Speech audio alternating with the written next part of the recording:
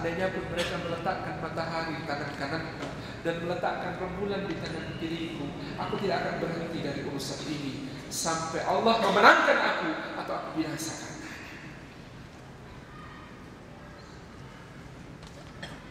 Maka hari ini kita tidak boleh percaya bahwa dakwah ini bisa dimenangkan hanya dengan kekuasaan. Maka hari ini kita tidak boleh percaya dakwah ini bisa dimenangkan hanya dengan tahta atau harta. Tidak. Dakwah ini dimenangkan dengan jalan yang sudah ditempuh para rasul dan para nabi. Bagaimana mereka menyiapkan perangkatnya terlebih dahulu tanpa peduli kiri kanan. Menyiapkan umat yang siap untuk ditata dengan aturan-aturan Allah terlebih dahulu. Meskipun ada tawaran untuk begini, ada tawaran untuk begitu, nanti dulu. Itu bisa menunggu waktu. Soal kekuasaan, soal tahta, soal harta, itu sangat bisa menunggu waktu. Yang tidak bisa menunggu waktu adalah umat yang siap untuk menanggung beban risalah menjadi pemimpin peradaban dunia. Ala ta'du alayya tulis. Singkat cerita, Balqis menerima dakwah Sulaiman alaihissalam. Bahkan menurut riwayat menjadi istrinya, maka jadilah negeri Saba ini negeri yang sangat makmur. Kita baca di ayat berikutnya tentang bendungan Ma'rib dan banjir besar. Laqad kana li Saba'in fi maskanihim ayatun jannatani an yaminin wa shimalin kulu min rizqi rabbikum washkuru lah baldatun tayyibatun wa rabbun ghafur. Fa'aradu fa'arsalna 'alaihim saylal 'arim wa baddalnahum bijannatayhim jannatayn dawatay ukulil hamdin wa aslin wa syai'in min sidrin qalil.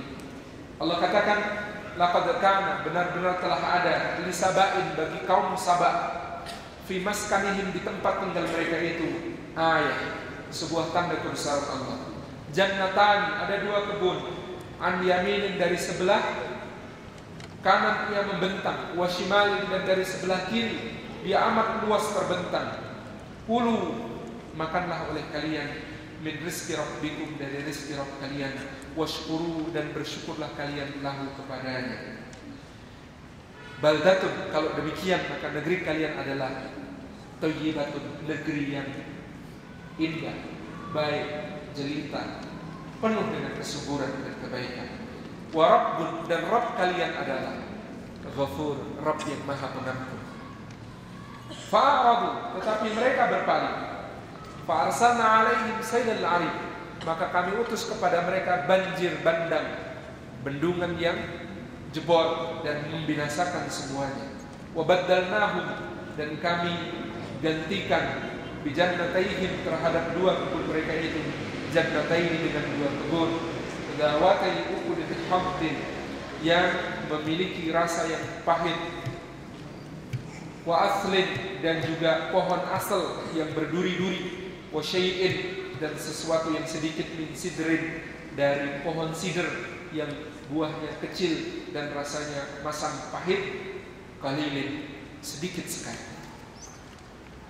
Pertama, negeri Saba.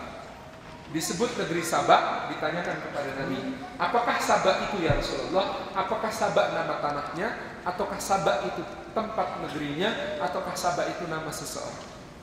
Maka Nabi SAW mengatakan Saba adalah nama seorang lelaki yang memiliki 10 anak. Dari 10 anak inilah bangsa Arab di Syam dan Yaman bertumbuh. 10 anak dari Saba, 4 di antara mereka hijrah ke negeri Syam, 6 tinggal di negeri Yaman. 4 yang pergi ke Syam, 1 Lakham, 2 Judam, 3 Aud, 4 Ghassan. Kalau 3 bersaudara yang lain langsung menuju ke negeri Syam, maka yang namanya Ghassan ini pergi ke tengah jazirah dulu, lalu pergi ke Irak, lalu pergi ke Persia, lalu baru ke Syam, lalu pindah lagi. Maka disebut namanya Ghassan. Ghassan artinya mampir-mampir. Nah, kalau ada teman yang suka mampir-mampir dibanding urusan utamanya, layak diberi gelar Al-Ghassani, orang yang suka mampir-mampir. Ghassan ini adik yang suka mampir-mampir dari bersaudara putra Saba. 6 yang lain tinggal di Yaman. Mereka adalah 1 Azd, 2 Ahmad. 3 Azad Ahmad. 3 Himyar. 4 jadi itu baik. 1 Azad, 2 Ahmad, 3 Himyar.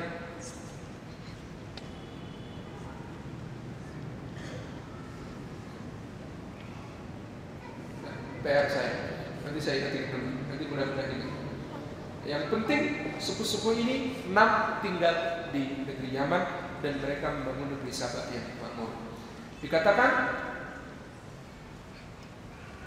bahwasanya laqad kana fi Saba'in, benar-benar telah ada bagi negeri Saba di tempat tinggal mereka itu ayatun, tanda kebesaran Allah Subhanahu wa ta'ala.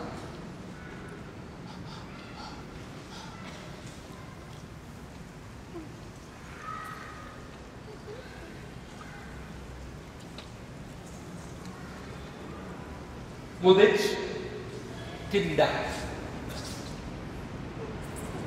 dan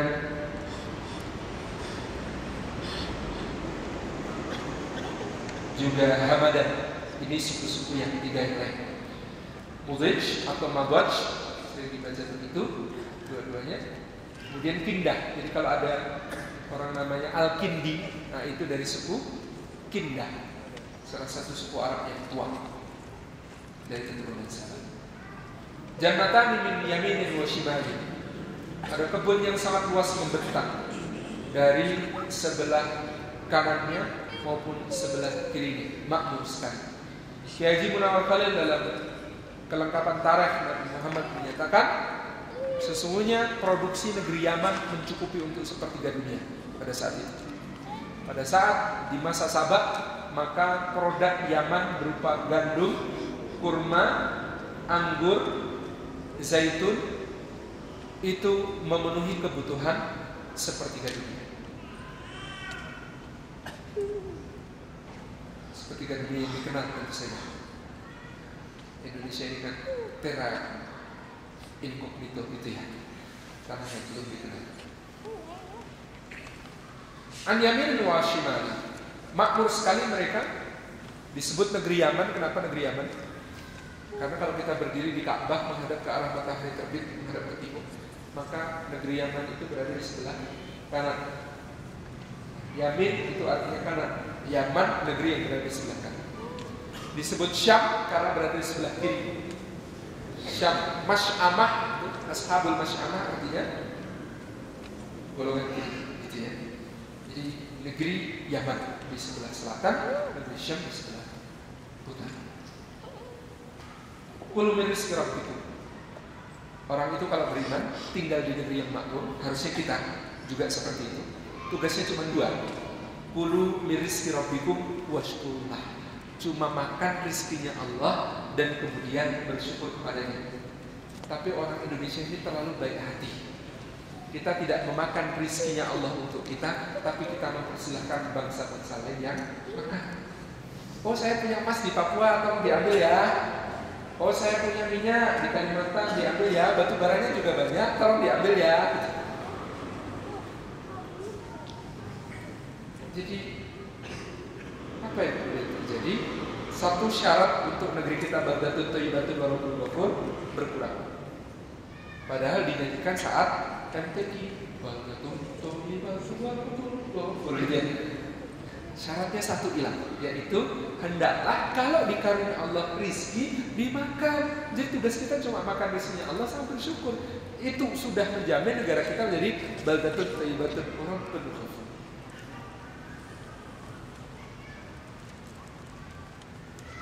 Jadi ambillah yang dekat. Itu kan ada hadisnya, ambillah yang dekat, bacalah basmalah, gitu ya. Ada hadis ambillah yang dekat itu diantaranya sebaiknya memang makan produk lokal, makan pangan lokal itu diutamakan. Demikian kata seorang ulama. Maka jangan sampai kita ini yang gandum nggak tumbuh di sini, jangan maksain suka makan gandum. Padahal menunya pagi Indomie, siang salimi, sore Supremi. Repot ini. Kita ini perlu kemudian mengganti ke singkong gitu ya, berapa kita? Apa yang kita punya? Nah kalau begitu jangan makan tempe dan tahu, repot juga karena tempe dan tahu kedelainya impor. Ambillah yang dekat, itu yang lebih utama. Nabi SAW itu banyak hadisnya yang disalahpahami karena seakan-akan sebaik-baik makanan. Maksud saya begini, Rasulullah kan suatu saat makan roti dengan cuka, maka Nabi bersabda, sebaik-baik lauk untuk roti adalah cuka. Maka ada orang yang fanatik dengan hadis ini, tiap hari makan cuka. Ada lagi hadis lain masalahnya, Rasulullah suatu saat makan kurma dengan roti, itu kan sebenarnya karbohidrat semua. Tapi Rasulullah makan hari itu dengan mengatakan sebaik-baik pasangan untuk roti adalah kurma. Pada suatu hari Rasulullah disajikan labu, kemudian beliau makan labu dengan sangat lahap, maka beliau mengatakan sebaik-baik makanan adalah labu. Pada saat yang lain Nabi kemudian memakan ais dan beliau mengatakan tidak ada makanan yang lebih utama daripada ais. Ais itu kurma direndam semalaman sampai lumat, kemudian dicampur dengan tepung, dicampur dengan keju, dicampur dengan madu, ditaburi kismis. Itu namanya ais. Itu namanya hais. Tidak ada makanan yang lebih utama daripada hais. Suatu kali beliau makan sarit. Sarit itu apa? Daging yang dimasak dengan kuah sampai dagingnya itu agak remuk bercampur dengan kuahnya. Kemudian roti diremuk dimasukin ke dalamnya. Ini namanya sarit. Di bubur daging roti. Nah, beliau mengatakan keutamaan sarit dengan bersabda begini, keutamaan Aisyah atas semua wanita seperti keutamaan sarit atas semua makanan. Nah ini kalau bacanya parsial kan kita jadi keliru. Apa yang kemudian kita baca dari Nabi? Nabi itu makanannya adanya apa disyukuri, itu saja. Makanannya apa yang sedang tersaji itu dipuji, disyukuri untuk kemudian menjadi kenikmatan. Jadi bukan berarti cuka sebaik-baik makanan terus setiap hari makan cuka, jangan. Bahwa suka pernah menjadi sebaik-baik makanan karena saat itu yang ada sebagai lauk hanyalah cuka atau lain sebagainya. Jadi memakan makanan di tempat asal makanan itu adalah keutamaan.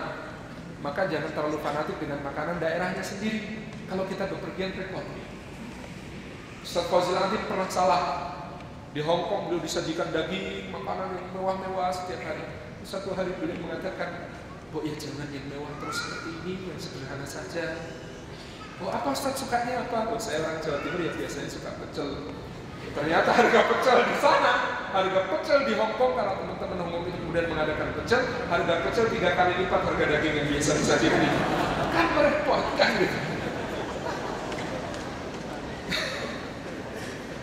Jadi apa yang ada itulah yang kita nikmati. Kalau kita kemudian pergi ke Makassar, kemudian mereka ingin memuliakan kita, kasih kita ayam. Wah, jangan ayam. Gitu. Oh, kami sedang memuliakan Anda besar ayam. Enggak, saya lebih suka ikan. Loh, di sini ini tiap hari makan ikan, nggak istimewa Ustaz. Ya, tapi kalau di Jawa tiap hari makan ayam, ikan di Jawa. Jadi apa yang sehari-hari ada di situ itu nikmati. Itulah di antara yang kemudian menjadi ambillah yang dekat di sini. Jadi pergi kemanapun jangan cari makanan daerahnya sendiri. Maka jadi bikin menu umroh, menu Indonesia itu saya pusing gitu. Jadi sudah pergi ke Saudi, makanya makanan Indonesia. Iya sih makanan Indonesia, tapi dimasaknya dimasak orang Saudi, bumbunya bumbu Saudi, jadi rasanya aneh gitu. Jadi lebih baik mungkin besok menu Arab aja jalan gitu. Untuk ini soal ambillah yang dekat. Jadi kalau kita perhatikan Nabi, apapun adanya itu nikmat, apapun adanya itu nikmat. Dipuji. Jadi para suami pulang apapun makanan yang disajikan istri, katakan kepadanya, ini makanan terbaik, ini rasa yang makan. Dan sesungguhnya yang memasakkannya jauh lebih baik dari makanan itu. Dan saya berharap bisa memakan ini berdua di surga bersama dengan dia. Insyaallah rumah tangga harmonis gitu ya.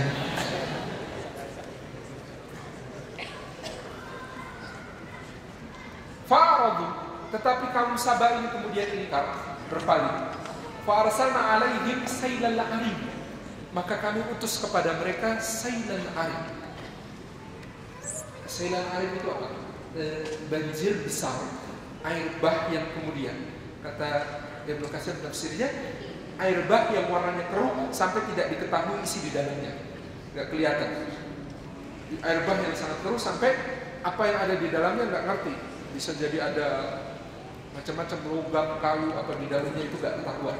Saking pokoknya mengerikan banjir itu. Wabaddalnahu, dan kami ganti bijannataihim terhadap kebun mereka itu dengan jannataini, dengan dua kebun lain yang rasanya buahnya pahit semuanya. Bibitnya sama, ditanam tapi jadi berasa pahit. Itu pertama. Dua, wa aslin, dan kemudian pohon berduri. Yang tumbuh subur itu yang berduri. Pohon yang ramah terhadap tangan manusia itu nggak mau tumbuh. Yang mau tumbuh pohon berduri yang namanya aslin. Kemudian sidr itu buahnya kecil, rasanya masam, kepahit-pahitan, sukar dikonsumsi.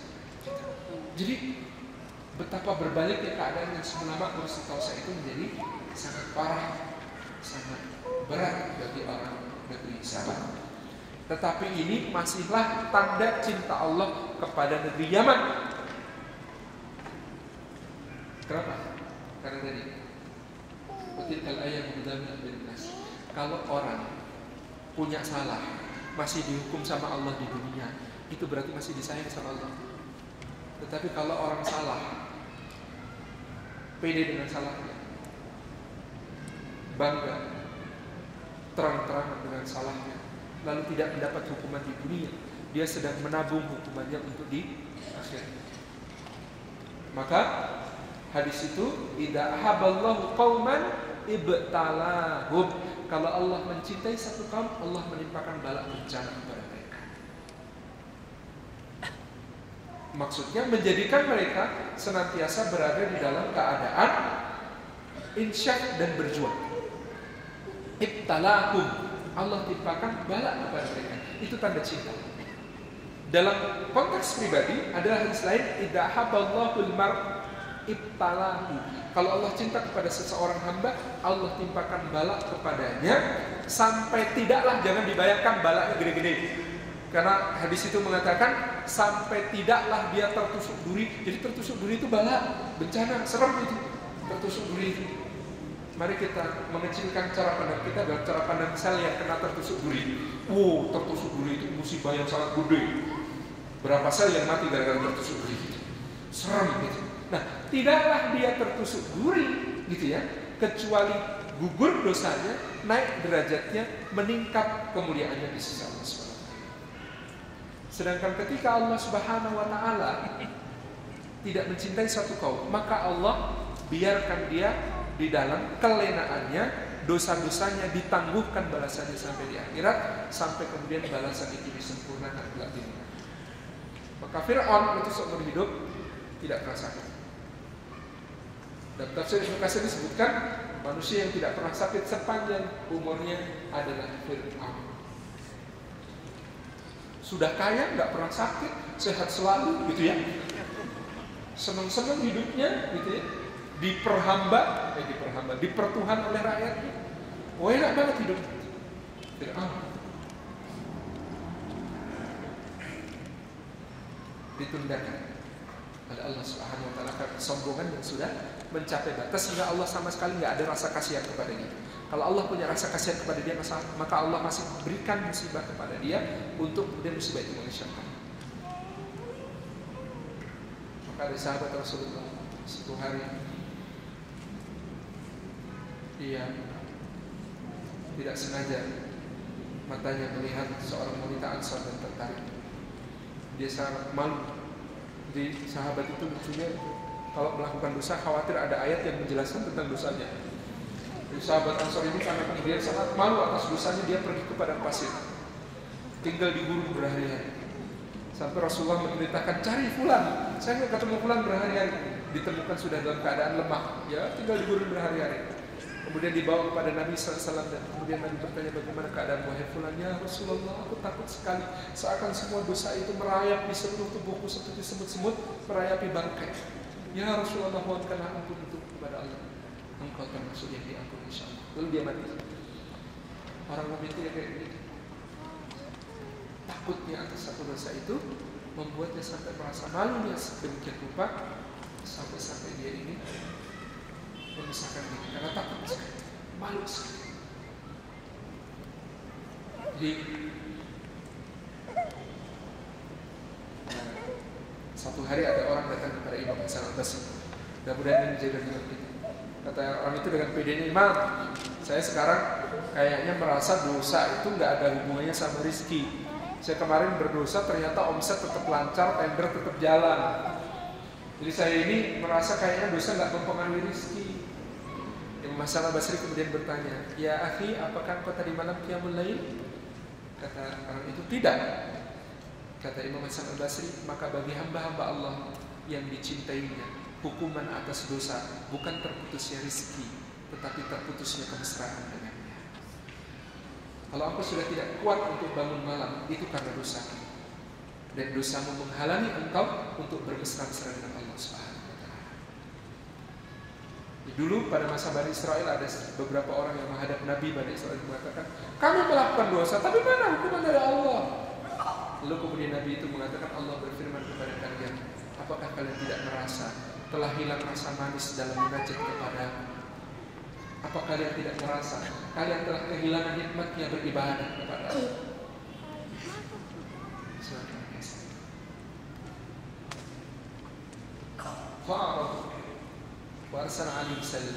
Bencana besar itu terjadi.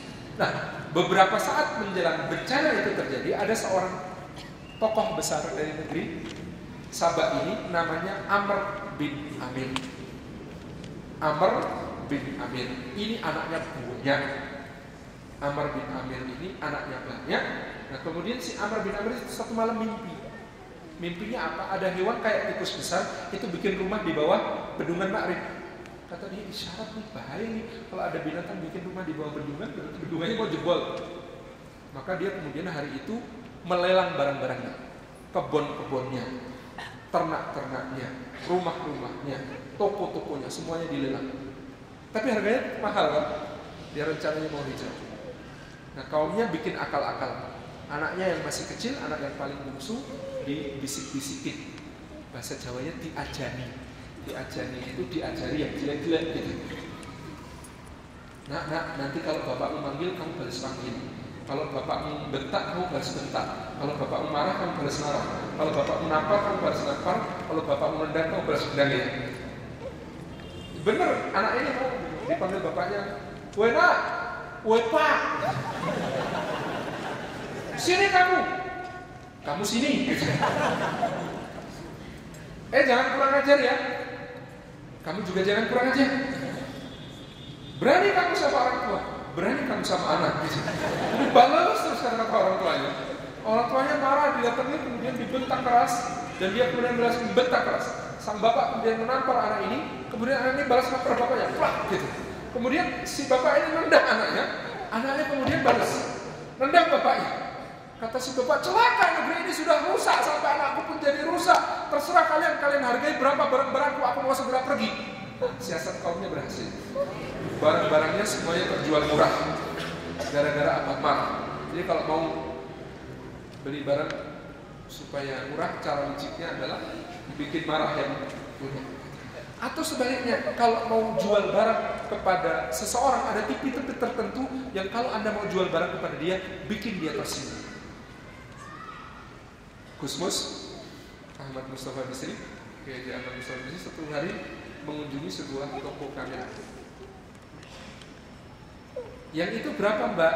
Oh kalau yang itu paling mahal pak, begini. Bapak kayaknya spek yang itu aja. Mbak yang itu bungkus mbak. Kenapa? Karena marah gitu ya. Diremehkan, ditunjukin barang yang murah gitu. Maka dia beli barang yang paling mahal. Ketika kemudian temu, dia menceritakan, ini kamera aku raiso nganggo. Kapi. Lah Pak dipundut kemarin lah, ceritanya begitu. Ada tipe-tipe tertentu yang harus Anda bikin tersinggung. Jadi dulu dealer mobil itu zaman tahun 80-an kan campur. Jadi agen mobil itu belum ATPM, belum agen tunggal pemegang merek, maka sebuah dealer mobil bisa jual Suzuki Carry sekaligus BMW kan gitu. Tahun-tahun itu. Ada orang namanya kayak Abdul Hafid dari Jepara ini, nyeker, pakai sarung, bajunya kumal gitu ya, datang, Mbak mau beli mobil. Lihat itu kan nggak meyakinkan, sarungkan baju kumal tanpa alas kaki, bawa buntelan lagi, bawa buntelan pakai sarung begini, Mbak beli mobil. Oh Pak, monggo yang ini Pak, ditunjukkan Suzuki Carry, bandel, irit Pak, gitu. Saya namanya yang itu. Berapa itu? Oh itu mahal banget Pak. Brok, bungkusan sarung dijatuhkan, isinya uang waktu itu pecahan terbesar adalah Rp10.000. Isinya Rp10.000. Hitung sendiri, cukup apa tidak? Jadi orang kaya kalau sudah orang bisa menjadi pasar potensial tidak?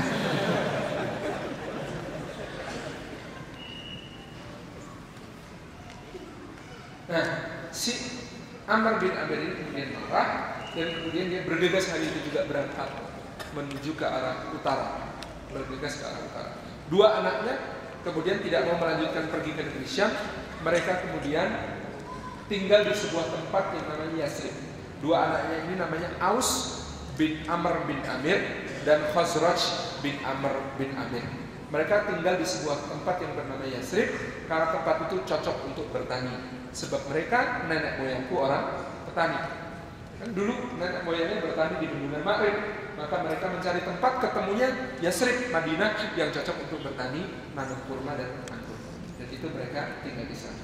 Maka Aus dan Khazraj ini juga termasuk Arab tua. Jadi mereka berasal dari Aus bin Amr bin Amir dan Khazraj bin Amr bin Amir.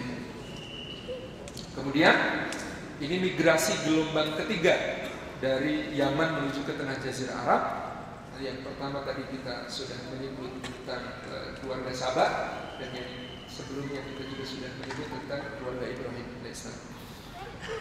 Nah, selanjutnya apa yang terjadi?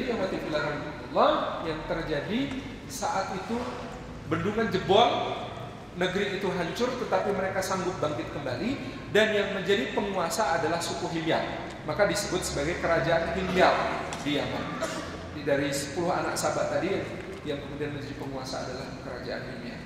Ada seorang raja Himyar yang kemudian bertahta, dan kemudian raja Himyar ini satu malam mimpi. Dalam mimpinya dia melihat ada batu hitam jatuh ke sebuah ruangan, lalu menjadi seluruh ruangan itu hitam, gelap, pekat.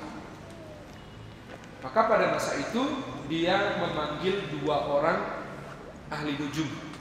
Nujum itu artinya bintang-bintang. Ahli nujum artinya ahli bintang-bintang. Mereka membaca tanda-tanda bintang untuk mengetahui rahasia-rahasia yang terjadi.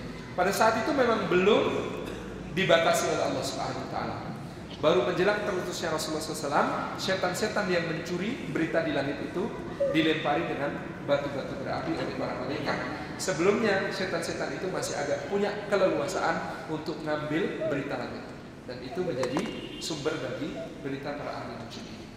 Ahli nujum ini 2 orang, namanya Syekh dan Satih. Yang satu namanya Syekh, yang satu namanya Satih. Nah, Syekh kemudian dipanggil terlebih dahulu. Jadi gak langsung dua-duanya dipanggil. Untuk menguji kevalitan ramalan keduanya kan harus dibedakan sendiri-sendiri. Syekh dipanggil, tolong tafsirkan mimpi saya. Apa mimpi Tuan Raja? Kalau saya harus memberitahu Anda, berarti Anda tidak sakti. Ya, di Jogja itu di kampung pinggiran ada namanya Sincerobet. Tagline-nya belum bertanya sudah dijawab. Jadi tagline-nya begitu. Sincerobet, belum bertanya sudah dijawab. Dan ini Syekh-nya juga dipaksa begitu. Saya harusnya belum tanya, Anda sudah jawab gitu. Maka kemudian yang bersangkutan mengatakan, Syekh mengatakan, saya tahu Tuan Raja bermimpi tentang sebuah batu hitam yang jatuh kemudian menjadikan semuanya gelap. Artinya akan datang dari negeri seberang para pendatang berkulit hitam yang akan menguasai negeri itu. Kapan itu? 100 tahun lagi. Masih lama. Sudah itu apa yang terjadi? Mereka juga akan berkuasa selama 100 tahun, dan salah satu dari mereka akan kemudian menyerang ke arah utara. Lalu bagaimana mereka kalah? Mereka baru akan pergi setelah Nabi itu muncul. Nabi yang menjadi penutup para nabi itu muncul. Kapan itu terjadi? 50 tahun. Jadi kira-kira 250 tahun sebelum kedatangan Nabi Israil terjadi. Kemudian Satih dipanggil. Ternyata Satih lebih sakti. Kata Satih, tapi sebelum 100 tahun itu akan terjadi peristiwa besar di negeri Tuhan. Apa itu? Ada seorang raja yang namanya Raja Tubba di antara keturunan Tuanku, yang dia akan melakukan penyerbuan ke arah utara dan kerajaannya menjadi kerajaan yang akan besar. Dia akan datang dengan membawa agama baru, agama yang dibawa Musa ke negeri ini dan menjadikan agamanya sebagai agama resmi. Lalu kemudian keturunannya akan ada namanya yang Dzunnuwas yang akan kemudian menghancurkan negeri Najran. Lalu Dzunnuwas inilah yang akan dikalahkan oleh raja yang berkulit hitam. Lalu raja yang berkulit hitam itu punya anaknya itu yang akan menyerbu kepada Ka'bah dan pasukannya akan dibinasakan di depan Ka'bah. Lebih lengkap ceritanya. Jadi apa yang harus dilakukan? Tuan Raja sebaiknya menuliskan wasiat di singgasana Tuan Raja. Tuliskan bahwasanya siapa yang membunuh saudaranya maka akan mendapatkan amalan besar. Itu wasiat untuk anak cucu tuan supaya peristiwa yang mengerikan itu tertunda. Akan ditulis di sini. Lalu dia turun tahta digantikan anak. Nah, cucunya nanti namanya Tubba. Nah, Raja Tubba ini kemudian melakukan penyerbuan ke arah utara. Sampailah dia di Yasrib berperang dengan suku Aus dan suku Khazraj. Berperang Raja Tubba ini dengan suku Aus dan suku Khazraj, tetapi lucu karena suku Aus dan Khazraj ini kalau siang melayani perangnya dengan gagah berani, kalau malam menghadirkan jamuan-jamuan makanan untuk Raja Tubba dan pasukannya. Kata Raja Tubba sambil kok jidat mungkin gitu ya. Kalian ini gimana siang perang dengan saya, kalau malam kalian menjamu saya? Kata Aus dan Khazraj, lu siapa yang mau perang? Anda yang mau perang kami layani, tetapi Anda tamu kami. Setiap malam kami akan menjamu kalian. Aneh kan? Jadi memang sejak dulu Aus dan Khazraj itu suku yang aneh dalam kebaikannya. Dan kalau aneh mereka mau menerima Nabi SAW dan para sahabatnya dengan pengorbanan begitu rupa. Sejak nenek moyangnya memang begitu. Maka dengan frustrasi Raja Tubba mengatakan, kalau begitu kita perjanjian damai saja. Tapi saya ingin kalian kemudian berdamai dengan saya dan menjadi sekutu saya. Kata dan Aus dan Khazraj, siapa takut, kita satu nenek moyang kok. Gitu. Kemudian Raja Tubba memasuki kota Madinah, kota Yasrib. Di Yasrib ternyata ketemu Yahudi banyak banget. Loh kok di sini banyak Yahudi? Iya, mereka pengikut ajaran Musa. Kenapa mereka ada di sini? Karena mereka mengharapkan anak mereka yang akan menjadi Nabi akhir zaman. Karena Nabi itu akan muncul di tempat yang ditumbuhi pohon kurma dan mereka meyakini tempat itu akan terjadi. Maka kemudian Raja Tubba ini mengambil 2 orang rabi Yahudi sebagai penasehat. 2 penasehat ini dibawa ke Makkah. Raja Tubba bermaksud menaklukkan Makkah. Di jalan dia dihadang oleh Khuza'ah dan Khuza'ah mengatakan, Tuan Raja, di dalam Ka'bah tersimpan harta sejak raja-raja dan nabi-nabi terdahulu, bertumpuk-tumpuk banyak, sangat berharga, dan selama ini tidak ada orang yang berani mengambilnya, sebab hanya Tuan Raja yang telah ditakdirkan untuk mengambilnya. Tuan Raja, mari kami bimbing Anda yang berhak atas harta di dalam Ka'bah itu, serbulah Ka'bah, kata Khuza'ah. Untung Tubba ini punya penasehat Rabi Yahudi. Ditanya Rabi Yahudi itu, gimana ini, ada nasihat supaya saya nyerbu Ka'bah? Kata 2 Rabi Yahudi, bohong Tuan, di dalam Ka'bah gak ada apa-apa kecuali peninggalan Ibrahim dan Ismail alaihi salam. Itu Ka'bah tempat paling suci. Siapa yang berani menyentuhnya akan dihancurkan oleh Allah sendiri. Jangan berani-berani mengusir Ka'bah Tuan. Loh, kenapa mereka mengatakan begitu? Mereka ingin menjebak Tuan, mereka ingin menghancurkan Tuan. Terus bagaimana, apa yang harus kulakukan kepada Ka'bah ini? Tuan ikuti manasik Ibrahim, Tuan beribadah di sana, sembelihlah kurban dan jamulah penduduknya. Mereka akan memuliakan Tuan. Mereka akan mengakui Tuan sebagai penakluk tanpa Tuan harus kehilangan pasukan. Oke, aku akan beribadah. Kalian ikut? Kata Rabi Yahudi itu, enggak ikut. Kenapa enggak ikut? Kata para Rabi Yahudi itu, demi Allah. Maka ini di dalam Sirah Ibn Hisham ini merekam apa yang sejati dari apa yang dicita-citakan oleh Bani Israel ketika mereka mengatakan Eretz Israel itu membentang dari sungai Nil sampai sungai Efron. Jadi tempat yang paling mereka inginkan sebagai tempat suci sebenarnya bukan Masjidil Aqsa, Ka'bah. Dari mana? Dari apa yang dikatakan Ibnu Hisham ini. Kata dua Rabi Yahudi itu, kami amat sangat ingin beribadah di tempat ini, tapi kami terhalang. Apa yang menghalangi kalian? Berhala-berhala najis ini. Kami tidak sudi beribadah di Ka'bah peninggalan Ibrahim ini sebelum berhala-berhala ini dibersihkan. Siapa yang akan membersihkan berhala-berhala ini? Nanti kami masih menunggu Nabi kami, Juru Selamat kami, Mesias kami. Dia akan datang untuk membersihkan berhala-berhala ini sehingga kami bisa beribadah di sini. Nabi kami masih dalam proses.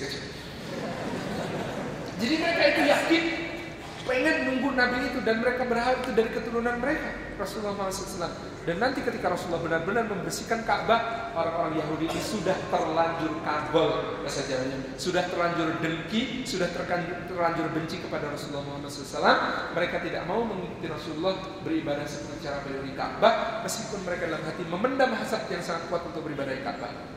Tetapi mereka tidak mau mengikuti Rasulullah karena mereka sudah terlanjur dengki dan benci kepadanya.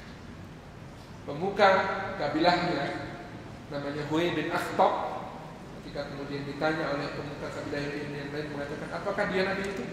Kata Huwai, sayangnya benar, dia Nabi itu. Semuanya syarat, semuanya ciri-ciri ada pada dia. Celakalah kita. Loh kenapa? Kalau begitu kita akui saja dia sebagai Nabi kita. Tidak bisa, tidak bisa. Kalau bukan dari keturunan kita, kalau bukan dari garis kita, kita tidak akan mengakui Nabi itu. Aku akan memusuhi Nabi ini selama-lamanya. Dan itu diwariskan kepada anak keturunan. Sampai hari ini mereka akan memusuhi umatnya Muhammad SAW, meskipun sebenarnya sangat rindu untuk bisa beribadah di Ka'bah.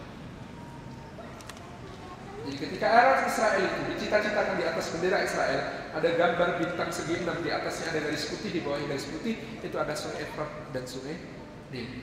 Maka era Israel yang dicita-citakan membentang dari Efrat sampai Nil, dan di dalamnya termasuk Ka'bah. Dengan pusat Ka'bah itu terletak di mana?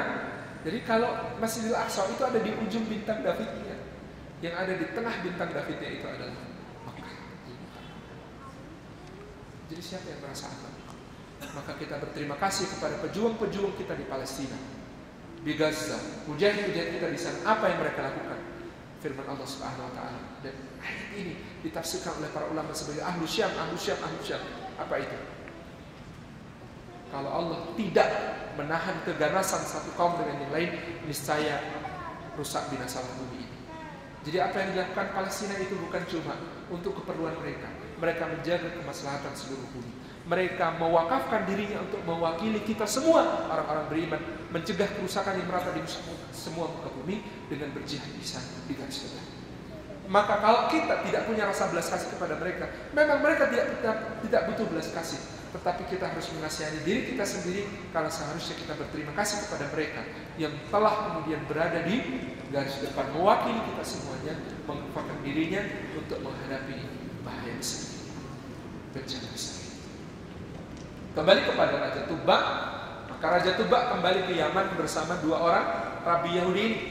Begitu dia kembali ke Yaman bersama kedua Rabi Yahudi ini, di Yaman dia didemo. Tuan Raja murtad, Tuan Raja murtad.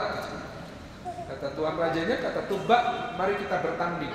Ajukan dua orang pemuka kalian yang paling hebat, dan dia harus berhadapan dengan dua Rabi Yahudi ini. Kalau dua Rabi Yahudi ini bisa memenangkan apa-apa yang diajukan oleh orang-orang kalian, maka kalian harus ikut dia, harus ikut mereka.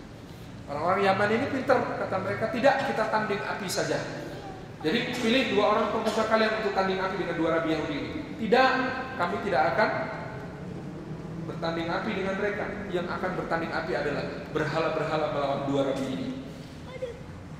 Kata dua Rabi ini, gila nih kaum gitu, kita mau diadu api sama patung kayu. Ya jelas, kalau semua kita, tidak apa-apa, bismillah, gitu ya. Ini dua Rabi Yahudi ini Rabi yang mukmin, yakin kepada Allah SWT. Maka ditandingkanlah berhala-berhala kaum Yaman yang terbuat dari kayu, gitu ya, dimasukkan ke dalam api, lalu dua Rabi ini juga dimasukkan ke dalam api. Ternyata dua Rabi ini selamat. Bi'idznillah, dua Rabi ini selamat. Maka hari itu seluruh himyar memeluk agama Yahudi. Seluruh himyar kemudian memeluk agama. Raja Tubba punya dua orang anak. Raja Tubba ini punya dua orang anak. Ternyata si adik dengki kepada si kakak, maka si adik ini membunuh kakaknya. Baru sesudah itu dia sadar, dia membuka ramalan yang ada di bawah singgasana. Di situ ditulis siapa yang membunuh kakaknya, saudaranya, maka dia akan terkutuk dengan mata yang tidak bisa dipejamkan sampai mati. Maka raja muda ini kemudian selama 4 bulan tidak bisa tidur sama sekali. Lalu dia pun kemudian mati. Ketika raja ini mati, berkuasalah seorang yang namanya Dulusnan, seorang yang sangat keji, seorang yang sangat menjijikkan. Dia menjadi seorang raja sekaligus merusak keluarga bangsawan. Pangeran-pangeran yang berpotensi akan memberontak, dia hancurkan masa depannya dengan cara dia melakukan perbuatan kaum Lut kepada pangeran-pangeran itu, sehingga mereka dirusak semuanya, generasinya, sampai tiba seorang namanya Zunuwas, pangeran yang paling tampan, paling pandai, paling hebat, paling perwira. Dulusnan ingin kemudian juga menodai Zunuwas. Maka Zunuwas ini kemudian dipanggil ke kamarnya. Ternyata Zunuwas menyimpan sebuah pisau di balik sepatunya. Lalu dibunuhlah Dulusnan, dipotong kepalanya dan kemudian dihadirkan di mata rakyat. Lihat, inilah raja yang sangat menjijikkan, keji dan mungkar itu sudah binasa. Kalian hendaknya sekarang bertabik dan membaiat aku supaya jadi raja baru. Maka Dunuwas ini menjadi raja baru di Himyar. Ketika Dunuwas menjadi raja baru di Himyar, maka semangatnya untuk seperti nenek moyangnya Raja Tubba menaklukkan kemana-mana tumbuh. Sedangkan di seberang ada sebuah daerah namanya Najran. Daerah yang bernama Najran ini adalah daerah yang beragama Nasrani, kerajaan Najran. Dulu ceritanya ada seorang bocah di negeri Najran ini yang kemudian diutus oleh Perdana Menteri untuk belajar sihir. Dia kemudian pergi belajar sihir. Tapi di tengah perjalanan dia bertemu dengan murid dari murid dari murid dari murid dari murid dari murid dari murid sampai 10 muridnya Nabi Isa alaihissalam yang memegang teguh ajaran Nasrani Muwahhid, Nasrani Tauhid. Jadi bukan Nasrani Trinitas, tapi Nasrani Tauhid. Ketika lewat, dia melihat murid ini sedang ibadah. Maka kemudian dia tertarik. Gak jadi pergi ke tukang sihir belajar sihir, malah di situ belajar agama Nasrani. Pulang begitu sampai hari terakhir, kemudian dites oleh Perdana Menteri. Sihir apa yang sudah kau pelajari? Kata dia, saya tidak belajar sihir. Hah? Apa maksudmu? Kamu akan jadi Perdana Menteri berikutnya, kamu harus menguasai sihir. Tidak, saya tidak bisa sihir. Kamu akan saya adukan kepada raja. Silakan. Apa yang kamu pelajari? Agama kebenaran. Apa itu agama kebenaran?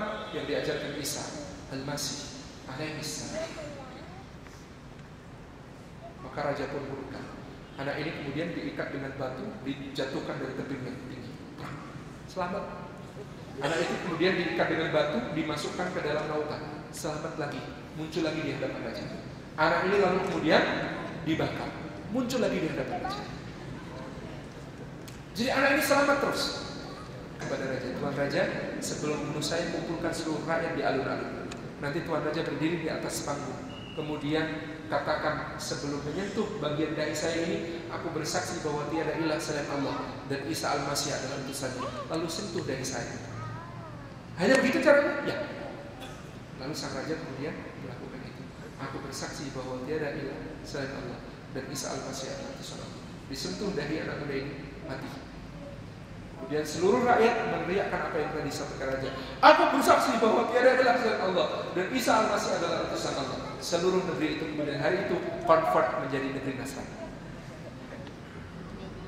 Dunuwas ini raja Yahudi dan dia benci sekali kepada Nasrani. Maka dia memimpin angkatan perangnya untuk menyerbu ke sebuah negeri yang namanya negeri Najran ini. Terjadilah peristiwa yang disebut sebagai peristiwa Ashabul Ukhdud. Ada di ayat berikutnya. Kita selesaikan ayat berikutnya. Berbunyi qutila Ashabul Ukhdud, binasalah para penggali parit. An-nar dzatil waqud, yaitu api yang berbahan bakar yang dinyalakan. Idhum 'alaiha qu'ud, ketika mereka duduk-duduk di atasnya. Wa hum 'ala ma yaf'aluna bil mu'minina syuhud, dan mereka menyaksikan apa yang mereka perbuat terhadap orang-orang beriman. Wa ma naqamu minhum illa ayyuhillahil azizil hamid.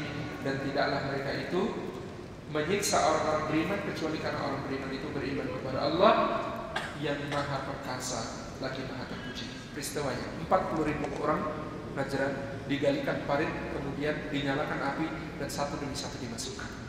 Ini pembantaian berdasar agama mungkin salah satu yang sangat besar sepanjang sejarah.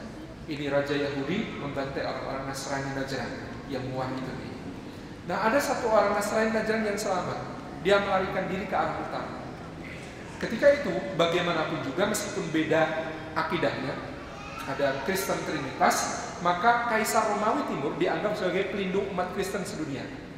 Maka dia menghadap Kaisar Romawi Timur dan menyatakan, kami di Najran, di Yaman dizalimi oleh seorang Raja Yahudi. Tuanku Kaisar, tolong bela kami. Kaisarnya ogah ngirim pasukan. Kenapa? Lewat padang pasir, kasihan legiun saya. Panas, maka dia mengirim surat kepada raja bawahannya. Siapa raja bawahannya? Raja bawahannya adalah Raja Habasyah, Raja Ethiopia. Ethiopia ketika itu, Habasyah ketika itu meliputi bukan cuma Ethiopia sebenarnya, tapi Ethiopia, Eritrea, Somalia, Sudan. Eritrea, Ethiopia, Somalia, Sudan. Nah, raja ini kemudian mengirimkan pasukan untuk menyerbu ke Yaman. Kan cuma seberangnya. Menyeberangi lautan sempit yaitu Laut Merah, mereka sampai ke negeri Yaman, kemudian pasukan berkulit hitam ini dari Habasyah menghancurkan negeri Hilyar yang dipimpin oleh Dunwas. Hancur negeri itu, kemudian didirikan kerajaan yang kemudian menjadi kerajaan Kristen besar di Yaman, kembali menjadi Kristen, tapi Kristennya sudah berbeda. Kalau yang tadi adalah Kristen muwahhid, ini Kristen Trinitas. Dan Kristen Trinitas yang dipimpin oleh seorang penguasa Raja Buddha yang berasal dari Abyssinia, yang berasal dari Ethiopia juga, dari Habasyah. Dan raja ini nanti punya anak, anaknya namanya Abraha. Dan Abraha ini yang membangun gereja terbesar dan dengki kepada Ka'bah lalu menyerbu ke arah utara. Dan pada saat itulah terjadi peristiwa yang disebut peristiwa burung ababil, peristiwa gajah. Dan tahun itu adalah tahun kelahiran Nabi Sallallahu Alaihi Wasallam. Jadi urutan peristiwanya bangsa Arab begitu sampai hadirin Nabi Sallallahu Alaihi Wasallam. Mudah-mudahan bisa kita lanjutkan pembahasan kita pada waktu yang akan datang. Mohon maaf atas segala yang berkenan. Allahumma maafin. Assalamualaikum warahmatullahi wabarakatuh. Saya kembalikan ke kakak.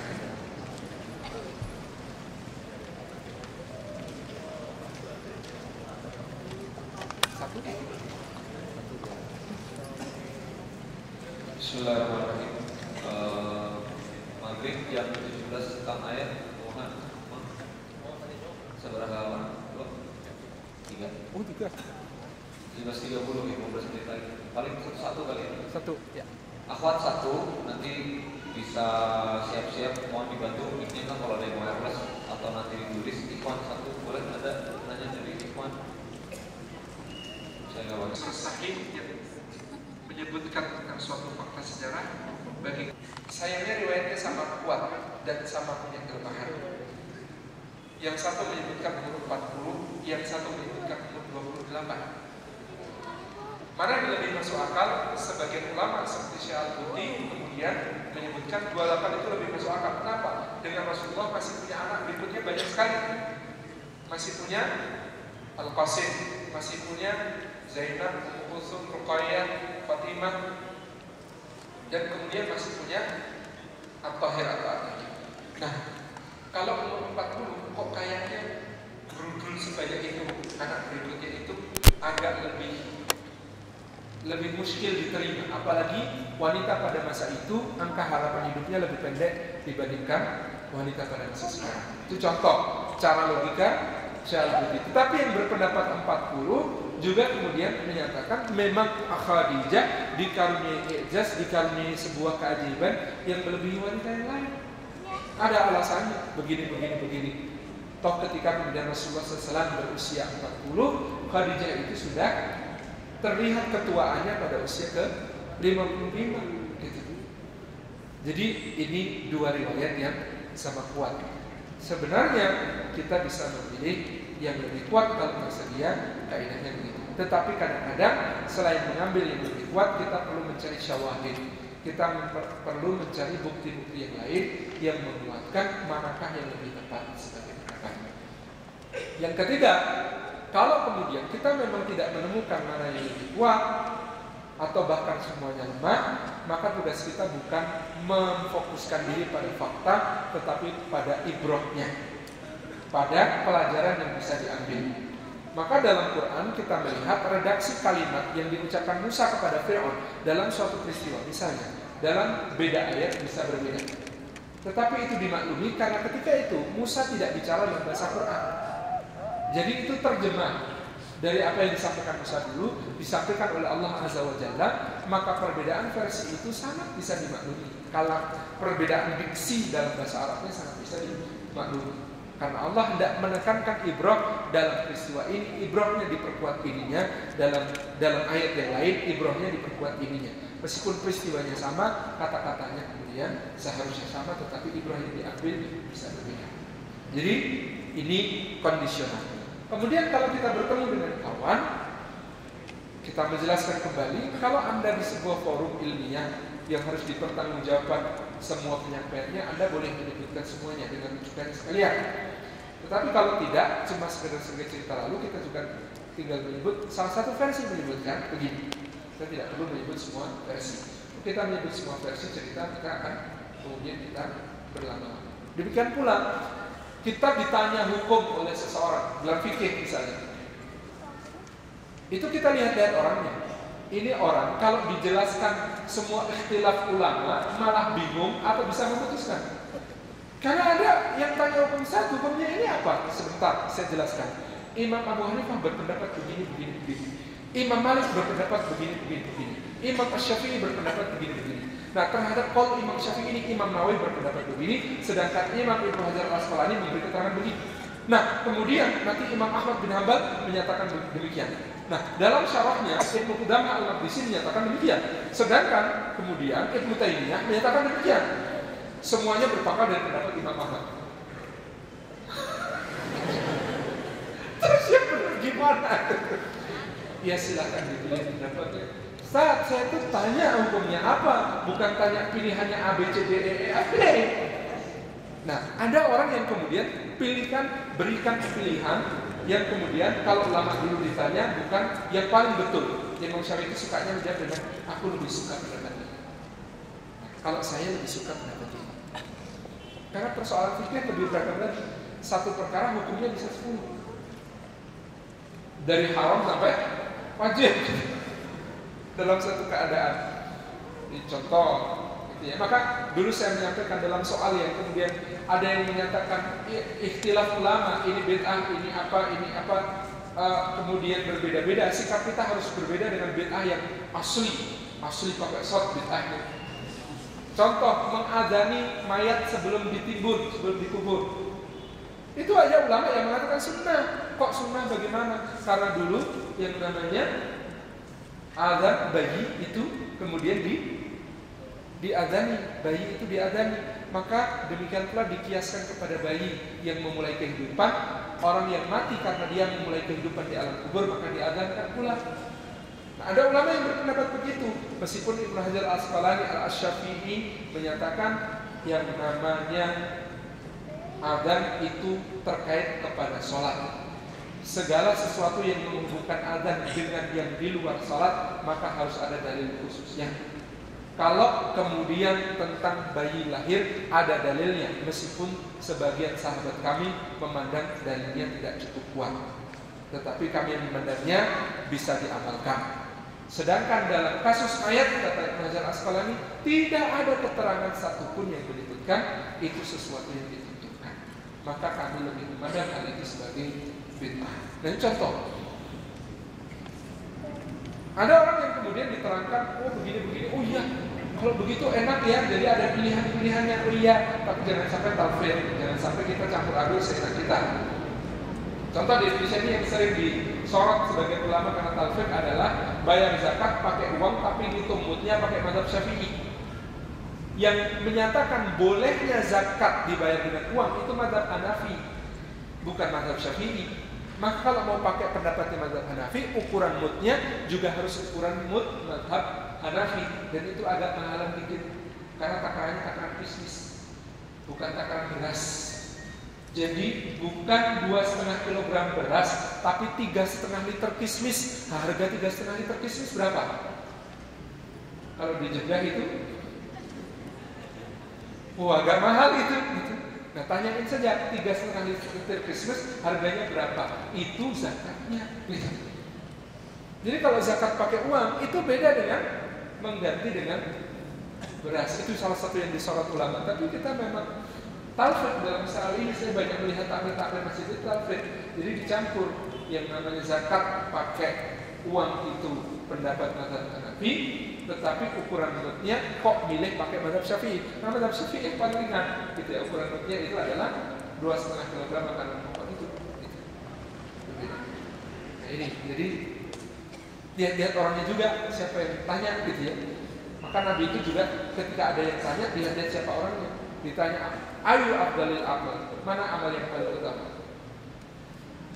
Maka ada orang yang dikatakan as-salatu ala waqtiha, salat pada waktunya. Ya mungkin sahabat yang ini adalah orang yang agak kemudian kurang kencang di dalam menjaga salat, maka dinasihati as-salatu ala waqtiha.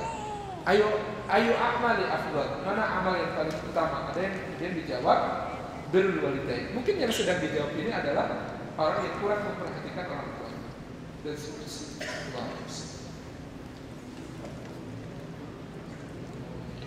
Assalamualaikum warahmatullahi wabarakatuh. Ustadz, saya pernah membaca mendengar hadis tentang kewajiban berjamaah. Yang dimaksud hal tersebut jamaah seperti apakah Ustadz? Sedangkan saat ini banyak sekali jenis jamaah. Saya sensor ya Ustadz. Semuanya disebut. Apakah harus masuk ke dalam salah satu jamaah tersebut? Apakah berdosa jika tidak mengikuti jamaah tersebut di atas? Saat Rasul dulu jamaah yang mana? Terima kasih penjelasan. Waalaikumsalam. Ada PS, postnote. Mohon maaf jika pertanyaan tidak sesuai tema. Postscript. Ya. Pertama, hadis alaikum bil jamaah, atas kalian untuk senantiasa berjamaah ditujukan kepada seluruh kaum muslimin. Artinya kewajiban berjamaah itu melekat bagi kita. Kita diwajibkan untuk menjadi satu kumpulan besar sebagai umat Islam, tidak berpecah belah, tidak saling pukul satu sama lain, tidak saling merendahkan, tidak saling menjatuhkan satu sama lain, tidak saling berebut dunia. Alaikum bil jamaah, sekalian kita senantiasa berjamaah. Kalau ada jamaah yang satu yang menaungi seluruh Islam, seluruh dunia Islam dan seluruh kaum muslimin, maka wajib bagi kita bergabung dengan jamaah yang semacam itu. Dulu jamaah itu ya imamah. Ketika Daulah Umayyah mendirikan kekuasaannya mulai dari Muawiyah bin Abi Sufyan, maka itulah jamaah. Maka Sayyidina Hasan bin Ali radhiyallahu anhu mengatakan, aku bergabung dengan jamaah kaum muslimin, aku satukan, aku tidak ingin kekuasaan ini kecuali bagi kemaslahatan bagi kaum muslimin. Aku satukan dalam satu jamaah. Setelah sebelumnya sempat terpecah karena sebagian mendukung Muawiyah, sebagian mendukung Sayyidina Ali bin Abi Thalib. Jadi Sayyidina Hasan mengalah demi kebaikan kaum muslimin semuanya. Maka Rasulullah menyebutnya sebagai Sayyid. Beliau sudah menyatakannya, cucuku ini Sayyid. Dari tangannya lah akan berkumpul kembali, bersatu kembali dua jamaah besar kaum muslimin. Berarti jamaahnya dua. Waktu itu disatukan oleh Sayyidina Hasan. Kemudian jamaah itu berpisah lagi ketika Abbasiyah berdiri. Di Andalusia ada jamaah Umayyah lagi yang kemudian dipimpin oleh Abdurrahman Ad-Dakhil. Kemudian jamaah itu berdiri. Maka secara praktis, teknis, menurut sebagian besar ulama, jamaah yang cuma satu sebagai satu naungan kaum muslimin itu selesai pada tahun 103 Hijriah. Kapan itu? Saat Daulah Umayyah berakhir. Karena sesudah itu maka kaum muslimin memiliki banyak sultan, banyak kekuasaan yang berdiri sendiri. Meskipun prakteknya Abbasiyah diwakili, Abbasiyah dianggap sebagai wakil utama, tetapi tidak bisa diabaikan Umayyah di Andalusia. Demikian pula nanti setelah Abbasiyah runtuh, maka banyak yang lain. Mamluk di Mesir paling besar pengaruhnya, dan mereka kemudian membawa keturunan Bani Abbas untuk dijadikan khalifah boneka. Tapi di India sudah berdiri Mughal, di Turki sudah berdiri Seljuk, di Asia Tengah khazanat itu sudah berdiri. Di Indonesia kemudian sudah berdiri Kesultanan Demak, Bintoro, gitu ya, dan Kesultanan Samudra Pasir. Lanjut kemudian Turki Utsmaniyah, lalu dianggap sebagai salah satu wakil utama. Tetapi tidak bisa dipungkiri ada yang lain. Di Indonesia ada namanya Kesultanan Aceh Darussalam. Itu adalah mitranya Turki, bukan negara bawahan. Yang negara bawahan adalah Mataram Islam di bawah Sultan Agung Hanyokrokusumo yang berbaiat pada Sultan Turki, dan beliau diberi gelar untuk tetap memimpin negara Nusantara dengan gelar Sultan Abdullah Muhammad Maulana Mataram Agung Hanyokrokusumo. Ini terjadi pada tahun 1641. Nah ini, jadi kalau mau mencari di seluruh dunia kekuasaan yang masih melanjutkan Utsmaniyah, mungkin satu-satunya adalah Sultan Hamengkubuwono X. Karena dulu nenek moyangnya berbaiat, gitu. Karena nenek moyangnya dulu berbaiat. Sultan Abdullah Muhammad Maulana Mataram itu berbaiat kepada Turki. Ini contoh, gitu ya. Nah, jadi sekarang bagaimana konteks kita sekarang? Sekarang belum ada jamaah kaum muslimin. Yang ada adalah jama'atun minal muslimin. Belum ada jama'atul muslimin, belum ada himpunan menyatu kaum muslimin. Yang ada adalah jama'atun minal muslimin. Jamaah dari kaum muslimin. Dan kalau Anda hitung itu lebih dari 73, maka jangan yang jamaah lain disesatkan. Ente termasuk yang 72, golongan Anda yang satu. Gak bisa, lebih bro. Di Indonesia saja kalau dihitung semua nama organisasi kemudian dikaitkan dengan 73 hadis, habis. Muhammadiyah, Persis, NU gitu ya. Terus apa ilmu macam-macam gitu ya. Wah itu lebih gitu ya. Itu lebih, apalagi seluruh dunia. Jadi bukan yang sedemikian itu, melainkan selama ma ana alaihi wa ashabi, apa yang aku berada dan sahabat-sahabatku berada di atasnya, maka dia masih termasuk jamaah muslimin. Jadi bagi kita sekarang apa yang harus kita lakukan? Kita beriltizam dimanapun kita berada. Sebut merek boleh enggak ya? Di jamaah apapun kita berada, di organisasi manapun kita berada, selama ma ana alaihi wa ashabi, patokannya itu aku dan para sahabatku berada di atasnya, itu kita ikuti. Apa yang Rasulullah dan para sahabat berada di atasnya itu kita ikuti, maka kita insya Allah masih terikut di dalam alaikum bil jamaah. Kita tidak terdosa karena tidak berjamaah selama kita kemudian berada di atas ma ana alaihi wa ashabi. Apa yang aku dan para sahabatku berada di atasnya. Apa itu? Alkitab, as-sunnah bi fahmi salafil ummah.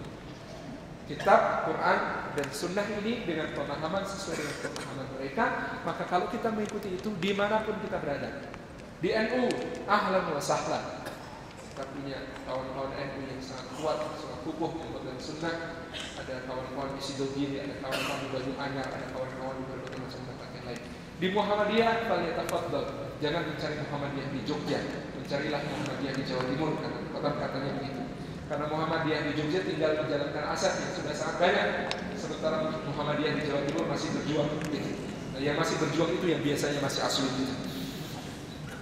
Konon katanya begitu. Yang mau di apa lagi? JT, Jamaah Tarbiyah, Jamaah Tahlilan, Jamaah Tabligh, Jamaah semuanya kan JT ya, gitu ya. Jamaah Tahrir gitu ya. Jamaah Tabligh, Jamaah Tahlilan, Jamaah Tarbiyah, semuanya JT gitu. Nah, dimanapun falyatafaddal masykura, silakan saja, asalkan tadi ma ana alaihi wa ashabi. Apa yang aku dan sahabatku berada di atasnya, mari kita tidak terus. InsyaAllah dengan itu, kalau kita iltizam dengan ma'an alaihi wa ashabi, InsyaAllah kita akan berada di kewajiban berjamaah. Kita tidak mungkin menyatukan kaum muslimin dengan mendirikan jamaah baru. Itu namanya menambah pecah. Jadi suatu hari ada seorang kiai didatangi, Pak Kiai, kita harus menyatukan umat Islam Indonesia. Untuk itulah kami sudah membuat wadah untuk persatuan umat Islam. Bukan menyatukan itu nambahin perpecahan. Kemarin cuma jamaahnya cuma ada 73, sekarang kita baik dari 74. Ini nggak bisa, apalagi nanti majelis tidak Nabi kok jadi ormas. Salah banget gitu. Salah banget. Saya berjanji untuk tidak menjadikan majelis tidak Nabi sebagai ormas gitu. Tentu saja bahwasanya ini tidak ingin menambah jamaah. menambah kumpulan, tetapi ini menambah penguatan di dalam berbagai macam kumpulan yang ada. Maka ahlan wa sahlan, siapapun boleh ikut majelis ziarah Nabi, siapapun boleh membantah pembicaranya, bahkan menggantikan pembicaranya. Tidak ada persoalan. Ini majelis terbuka. Ketika kita masuk ke sini, bendera-bendera itu kita tinggal di luar masjid.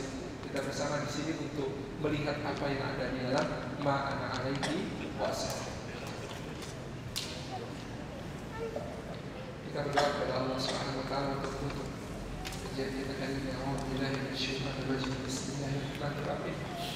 Alhamdulillahirabbil alamin. Hamdan syakiran hamdan na'iman hamdan yuwafi ni'amahu wa yukafi mazidah. Ya Rabbana lakal hamdu kama yanbaghi li jalali wajhik wa 'azimi sultanik.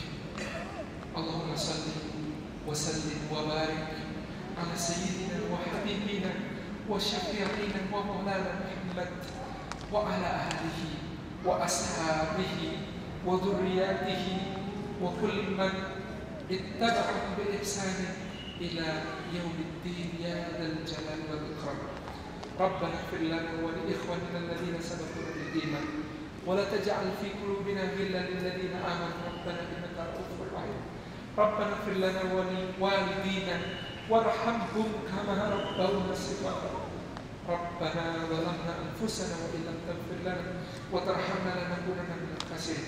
اللهم أصلح لنا ديننا الذي هو عصمة أمرنا وأصلح لنا دنيانا التي فيها معاشنا وأصلح لنا آخرتنا التي إليها معادنا.